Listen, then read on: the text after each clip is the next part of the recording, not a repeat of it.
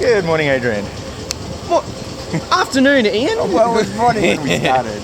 Okay, where are we today? We're at Whiteman Park, and behind us is one of their trams. And I don't know about you, but I think we're about to go for a ride. Yeah, I think so. It just stops and starts that one. Yeah, no, it's classic 1930s or something tram here. Perth used to have lots of trams for about 50 years or 59 years.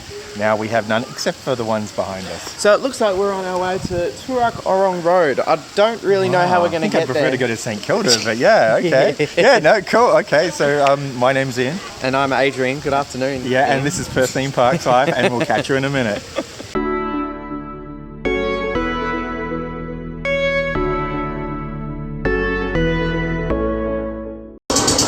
Where are we, Adrian? We're on the tram at Whiteman Park. Oh, dang. That engine just kicks in every now and then, yeah. Yeah, I was wondering that actually. Yeah. It's kind of cool. I haven't done this in God knows how long. Used to come here once a week, not once a week, once a year for the annual Thomas the Tank Day, when like all the trains were dressed up with Thomas the Tank characters and whatnot back in my earlier years. But yeah, this is Whiteman Park Tram. We had trams in Perth from 1899 to 1958. So for 59 years, these things travelled the streets of Perth. And they had a network that was 50 kilometres long. And this is actually, we've noticed, is a Victorian tram. But they do have a really large selection of trams out the back somewhere. So they can choose like a WA one or a Victorian one. I think he knows a little bit too much. Oh, you were just confessing your tram nerdness, and now I say a few words and you're like... You were like, this year to this year? Oh no, I checked before I... Oh, did you? No, I did know, because like every now and then Lost Perth or like the State Library kind of is a really good Facebook page to follow. There's a really famous film now converted to video of the last tram in Perth, and there's like kids riding their bicycles next to it, and you got to understand in those days there were no cars in Perth, and therefore trams and electric trolley cars were really important. But you made a really good point. You said that we're still struggling to have electric transport, and these guys were doing it 100 years ago. I made a comment, like obviously we've got trains to this day that are all electric, but just talking about cars and personal transportation, we are still semi-struggling with the electrification of that. In the early 1900s they had electric trams. Yeah. It just kind of blows your mind when you think about that in proportions, so... Yeah, the old wooden... Oh, that's fancy. I've never seen that. Yeah. Some of the adverts are classic, 1930s kind of advertisements. Can you remember when the local trains would leave their doors open? I remember when the local buses left their doors open, but trains or trams? No, the trains did. Like, did they? Yeah. You'd have windows like these kind of ones where you could open and close in hot weather because there was no air conditioning. But the trains would ride along with with the doors wide open like that. Yeah. Just earlier to your point about how this is an old Melbourne tram, I think kind of the cool thing is on the front. Yeah. They actually have the route number and the location. And one thing that I noticed from my journeys is it says 16 to St Kilda. That is still a tram line to this day, number 16 to St Kilda. So, having said that though, they still have a tram, very old school like this, that do a lap of the city. For free, so you can get on. It's a bit of a tourist tram, but it's also good to get around. It's kind of like how Perth had the cat buses. Yeah.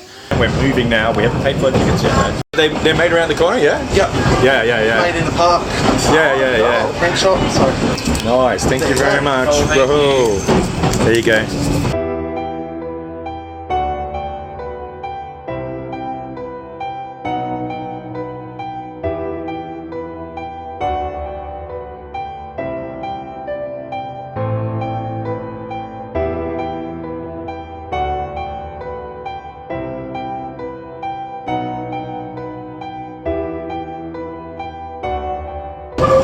Hello. Camera 1, camera 2. Yeah. I actually just realised something very fascinating. Ian, stay right where you are because I'm actually going to use my camera for this. So, Ian's sitting right by the elderly or disability person's seat. I'm looking forward to the day I can get the seniors pass because it'll save so much money. Have you seen how cheap those are and how early they start? Like from about is it 60 maybe? You can get basically it's half the price to get to Adventure or another place. True. So I might be taking advantage of that in a couple of years. Touche.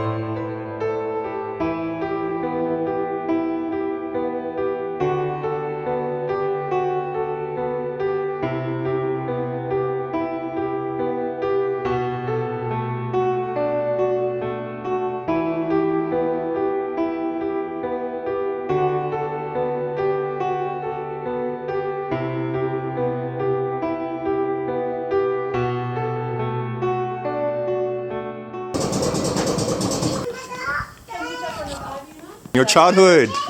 This is the place. Yeah.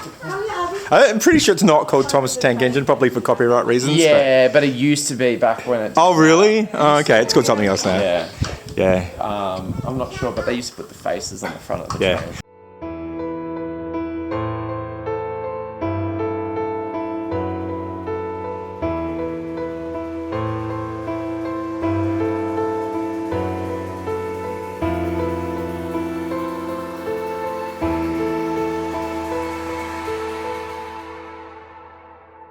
End of the road.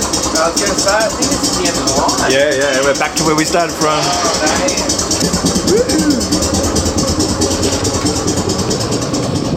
Thanks. I don't know about you, Ian, but I didn't really like going to Toorak Orong Road, so I thought we'll actually turn around and go towards St Kilda. Oh, that's a good idea. And the beach as well. So Beach is always good. yeah, Luna Park, dude. Luna Park, yeah. Luna Park too. As opposed to our Luna Park disappeared back in what, 72 or something like that, 73. Something around there. Yeah. You guys, those people in Melbourne, still have their Luna Park. Motor Museum's open. Revolution's Transport Museum's open. We're going to walk down the tram line back towards the train station or cut through the park. The question is, Ian, is it safe for us to walk on these tram tracks? I think so, because the only tram. Although the interesting thing, they did say that the trams, like they have 2 trams in operation around Easter time. Yeah. So that would be interesting to see. But it's interesting because it makes you wonder, then they obviously have to coordinate with that one space. Yeah. Because there's only one section of Check track this out. that they Check this can... out. Yeah. Ian's taken us on an adventure. Yeah. I like 8 to 99 years. Too bad if you're 100 years, like going, I want to go on the E-Grand Tour. Go-karts! Yeah, I suppose so. What? Adrian's going to come back here. So, Ian was mentioning earlier that the tram tickets that we got were printed on site. We're actually just about to walk past what they called the print shop. Oh, wow. Very old school. I doubt the likes of Snap Printing and all those other big chains use those types of presses anymore, but there you go. Oh, playground population, me. Adrian, is there a 90 kilo limit on these rides? Yeah, this is a good question and to be determined. But they have swings. I still reckon if you got kids, you gotta go to Piers Place. Piers Place, we just saw when we went past in a tram, is an amazing playground. This is good. Piers Place is incredible. We're coming back to the train station now, back to Adrian's childhood. Wow, here's the train station. See, this was my childhood.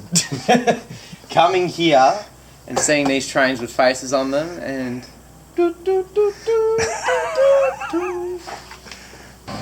Yeah, Revolutions is this transport museum. Like entry is like gold coin donation. Am I allowed to say boop boop? I think you'll be at some stage in there. Good. Actually, Transport Museum, I can say both. Yes, you can. I can do ding ding or boop boop. You can. I'm afraid Adrian's regressing back to his childhood. Yeah. If you look in here, that's where you put your. Okay. Yeah. Oh, I tell you what's a really cool thing to do. In the Swan Valley, they have a horse and cart wine tour. You can do like a horse and cart kind of. That's cool. These guys would take you on a wine tour. Oh, you go about like 3 different wine places, whatever. You don't go far, but it takes a long time. Yeah, that's interesting. I'm glad it's got the handlebars there. Otherwise, you'd be in big trouble. Yeah. Nice models too. Oh look, there's Adrian's family car from way back in the day. Goodness, check out this EcoBus though. They were doing these tests in Perth of like hydrogen. Oh, I went on one of these. Yeah, they're pretty quiet, aren't they? I've actually been on one of these buses and they were actually quite cool. Yeah. The noise that they made, like, it actually was very smooth. Yeah, and out the back you just get this dribble of water. But I remember, like, I used to go onto the website and actually look up when these buses, because it told you where these buses were going. Wow, you're my hero. And I actually looked them up. Yeah. And I was like, okay, the bus route near my parents' house back in those days. Yeah. I was like, okay, this time at this place, and I was like, I'm going to get on it. And I got on it. And one time I was like, sick, this is amazing, went on it. And then like a little while later, I tried to do it again and the bus wasn't there. Yeah, look here, like, it says 2004. No. It was during this time. Yeah. And I was like, where's the bus? And they're like, oh, sorry, it wasn't working today. I was like, Oh, it's pretty sad when.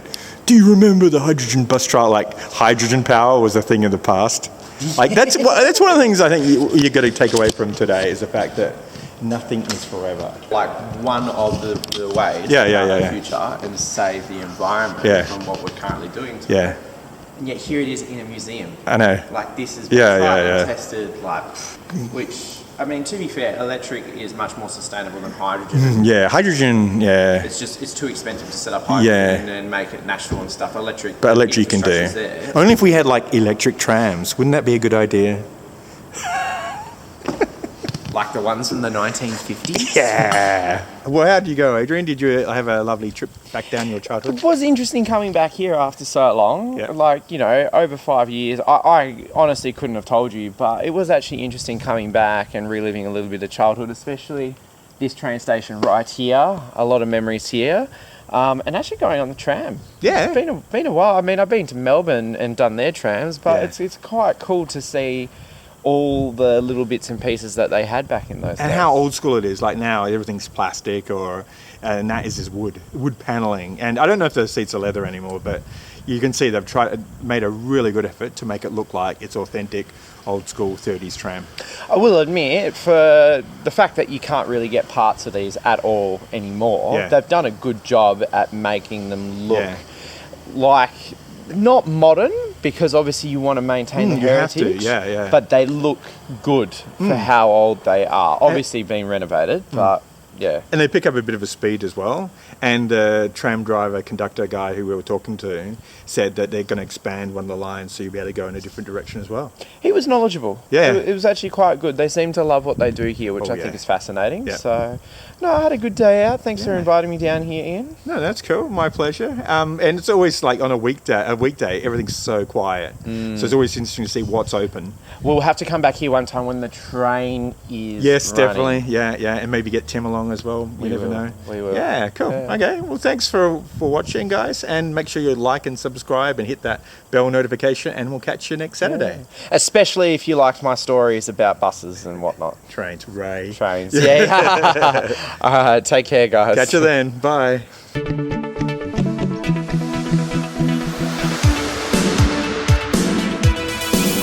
For the bloopers, your favourite part of the thing. Whoa, that's a workout.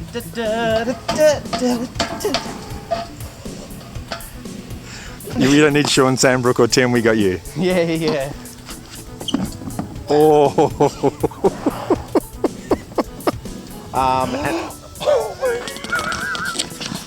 Just walking along and we found this little kangaroo here.